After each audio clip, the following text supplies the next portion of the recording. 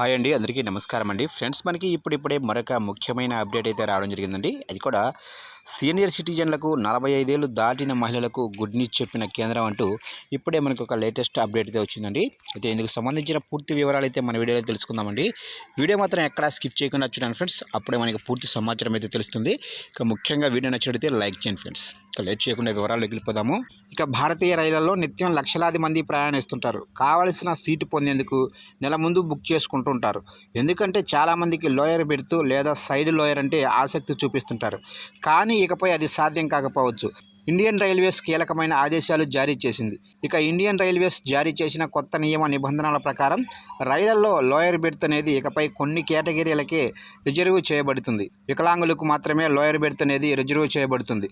రైళ్లలో వికలాంగుల ప్రయాణాన్ని మరింత సులభతరం చేసేందుకు రైల్వే శాఖ ఈ నిర్ణయం తీసుకుంటుంది. రైల్వే శాఖ ఆదేశాల ప్రకారం 4 సీట్లు, 2 బాటమ్, 2 మిడిల్ సీట్లు, థర్డ్ ఏసీలో 2, థర్డ్ ఏసీ ఎకనామీలో 2 సీట్లు వికలాంగులకు రిజర్వ్ చేశారు. ఇక వికలాంగుడికి తోడుగా ప్రయాణించే మరొకరు కూడా ఆ సీట్లో కూర్చోవచ్చు. అదేవిధంగా 2 లోయర్, 2 అప్పర్ సీట్లు గరీబ్ రథులో వికలాంగులకు కేటాయించారు. ఎలాంటి రాయితీ ఉండదు, అయితే పూర్తి రుసుము చెల్లించాల్సిందే. ఇక ఇవి కాకుండా సీనియర్ సిటిజన్లకు కూడా లోయర్ బెర్త్ రిజర్వ్ చేసింది రైల్వే శాఖ.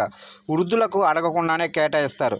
స్లీపర్ తరగతిలో 6, 7, థర్డ్ ఏసీలో 4, 5, సెకండ్ ఏసీలో 3, 4 సీట్లను 45 ఏళ్ల పైబడిన వారికి లేదా గర్భిణీ మహిళలకు కూడా కేటాయించారు. ఆప్షన్ ఎంచుకోకపోయినా ఈ సీట్లను వారికే కేటాయిస్తారు.